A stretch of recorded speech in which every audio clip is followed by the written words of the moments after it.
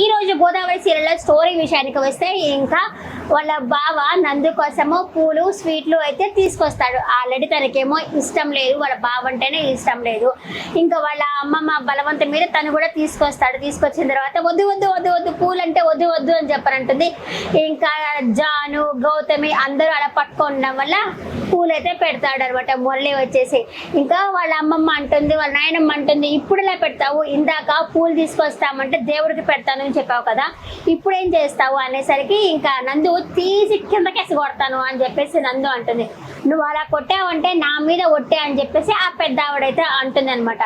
ఇంకా ఏమి చేయలేక ఇంకా లోపలికైతే వెళ్ళిపోతుంది. వెళ్ళిపోయి ఇంకా పడుకున్న తర్వాత తనకి ఆకలేస్తుంది.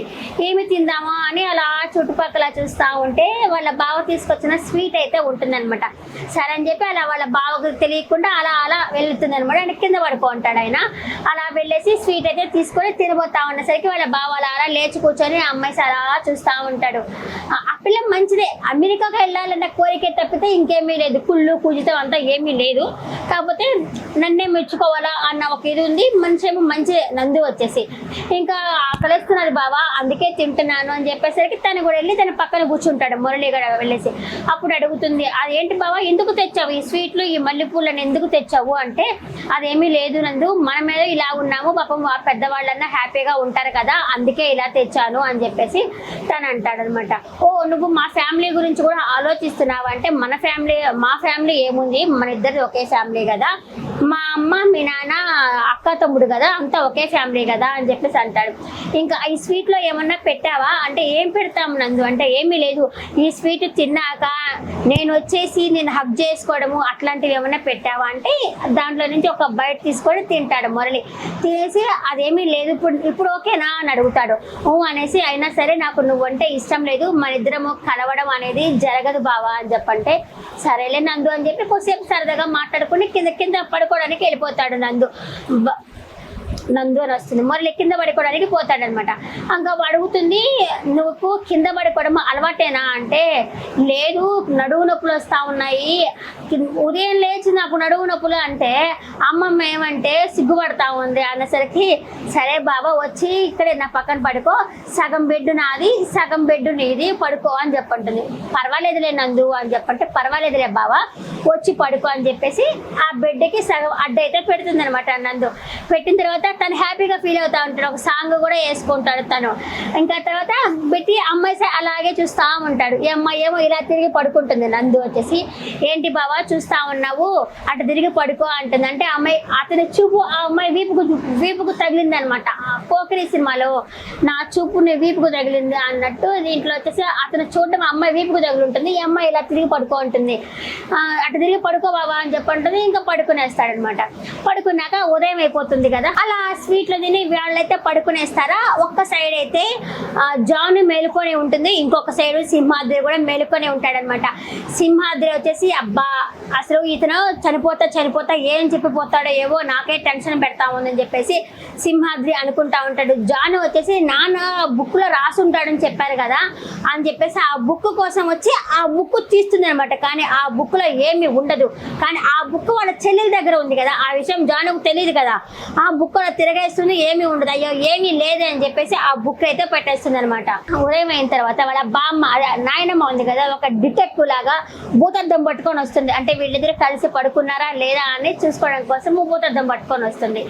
జాను కూడా వస్తుంది. జాను వచ్చి ఏం చేస్తున్నావు అంటే, ఏం చేస్తున్నావు బామ్మ అంటే, ఏమీ లేదు నేను ఇప్పుడు డిటెక్టివ్ నేను అని చెప్పేసి, అది కాదు జ్వాల, అది కాదు మిన్ని అంటే, ఈ జ్వాల ఎవరు అంటే, నువ్వు చంటి అబ్బాయి సినిమా చూడలేదా, నేను డిటెక్టివ్ని చిరంజీవిని అని చెప్పేసి అనేసి, ఈ మల్లెపూలు చూస్తున్నాను, ఒక మల్లెపూ ఏమో నలిగిపోయింది, ఇంకొక మల్లెపూ ఏమో ఫ్రెష్గా ఉంది, పోయిన పువ్వు మీద వచ్చేసి వాళ్ళిద్దరు పడుకున్నారు కాబట్టి దీని జన్మ ధన్యమైంది.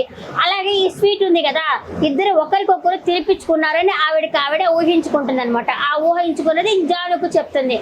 జాను ఉండి ఏమో నాకు ఏం చెప్తున్నావో నాకు అర్థం కాలేదు అని చెప్పేసి జాను అనేసరికి ఇదంతా నీకు ఇప్పుడు తెలియదు లేవే అని చెప్పేసి అంటుంది. అంతలోపల మురళి వచ్చేసరికి వాళ్ళ బామ్మ చక్కెర గిల పెడుతుంది అనమాట. మురళికి ఏంది అంటే నాకు తెలిసిందిలే అని చెప్పేసి చక్కెర గిల అయితే పెడుతుంది. ఎందుకు అలా పెట్టింది అంటే మురళి ఏం చేస్తాడంటే ఉదయం నిద్రలేచిన వెంటనే మల్లెపూలు సగం కొరికిన స్వీట్ అంతా బెడ్ దగ్గర పెట్టుంటాడు. ఎందుకంటే వాళ్ళు హ్యాపీగా ఫీల్ అవుతారన్న ఉద్దేశంతో అలా పెట్టుంటాడు అనమాట. సరే అనేసి ఇంకా నందు ఉండేసి కిచెన్లోకి వెళ్తుంది. కిచెన్లోకి వెళ్ళిన తర్వాత వాళ్ళ అమ్మ చెప్తుంది వంట నేర్చుకోవే అంటే వద్దొద్దు నువ్వు చేస్తున్నావు కదమ్మా అంటే అత్తగారింటికి వెళ్తే చెయ్యాలి కదంటే అమ్మో నేను ఆ ఇంటికి పోనా గయ్యాలు ఎవడు పోతాడా అని చెప్పేసి అంటుంది.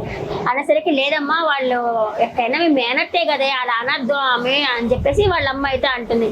నువ్వు చేస్తున్నావు కదమ్మా వంట నేను నేర్చుకోను అనేసరికి ఇంకా వాళ్ళ బామ్మ వస్తుంది. వచ్చి నాకు తెలిసిపోయిందిలే నువ్వేమో నీ కళ్ళేమో వాచిపోయినాయి అక్కడ అతనేమో సిగ్గుపడుతున్నాడు నాకు తెలిసిందిలే అని చెప్పేసి అంటుంది. అందులో అప్పుడు నందుకు కోపం వచ్చి అక్కడ ఏం తెలిసిందేమో కానీ అదంతా నీ భ్రమ ఆమె ఇద్దరం కలిసేది ఎప్పుడు లేదు అని చెప్పేసి అక్కడి నుంచి అయితే వెళ్ళిపోతుంది అనమాట. వెళ్ళిపోయి అక్కడ రాగానే ఆ బెడ్ మీద మల్లెపూలు అన్నీ చూస్తుంది అనమాట. చూసి అడుగుతుంది మురళిని ఏంటి ఇదంతా ఎందుకు చేసావు ఇదంతా అంటే పాపం వాళ్ళు హ్యాపీగా ఫీల్ అవుతారని నేను చేశానులే అంటే ఓకే బావా కానీ మన ఇద్దరం కలవడం మాత్రము భ్రమ నేను నిన్న అసలు కలవను నాకు నువ్వంటే నాకు ఇష్టం లేదు అని చెప్పేసి అక్కడి నుంచి నందు అయితే వెళ్ళిపోతుంది. ఇంకా బామ్మ వచ్చేసి వాళ్ళ కోడలు ఉంది కదా వాళ్ళ కోడలతో అంటుంది నేను గుడికి వెళ్దామని చెప్పి మొక్కుకున్నాను నేను వీళ్ళిద్దరికి పెళ్ళి అయితే గుడికి వెళ్ళాలా అని చెప్పేసి వాళ్ళు తీసుకొని అలా గుడికి అయితే బయలుదేరుతారనమాట.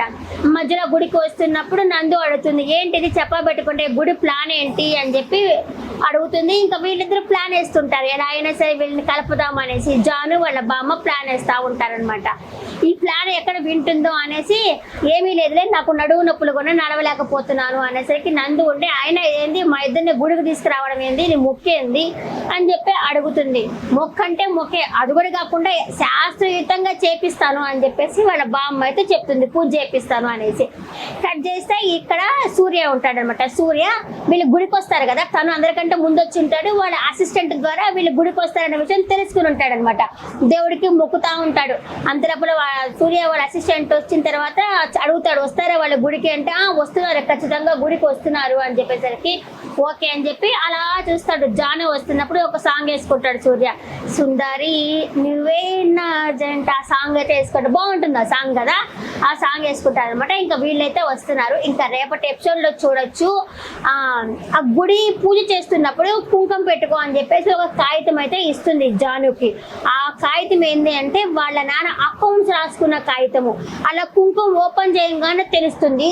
దాంట్లో వచ్చేసి అడుగుతుంది ఏంది ఈ పేపర్ ఎక్కడ ఈ బుక్ ఎక్కడ అంటే ఆ చిట్టి చెల్లి ఉంది కదా తను చెప్తుంది ఈ బుక్ నా దగ్గర ఉంది దాంట్లో పేపర్ ఇదే అని చెప్పి అంటుంది. దానిలో చూస్తే రాసి ఉంటుంది డబ్బులు వేరే వాళ్ళ ద్వారా సింహాద్రికి ఇచ్చానని చెప్పి రాసి ఉంటుంది. అప్పుడు సింహాద్రి దగ్గరికి వెళ్ళి జాను వచ్చి నిలదీస్తుంది నీ మోసాలన్నీ నాకు తెలిసిపోయినాయి ఈ బుక్కే బయటపడుతుంది అని చెప్పి తెలిసిపోతుంది అనమాట. రేపటి ఎపిసోడ్ భలే ఉంటుందని చెప్పి నేను అనుకుంటున్నా. ఈ రోజు ఎపిసోడ్ పట్ల మీ అభిప్రాయాన్ని కమెంట్ సెక్షన్ లో కమెంట్ చేయండి.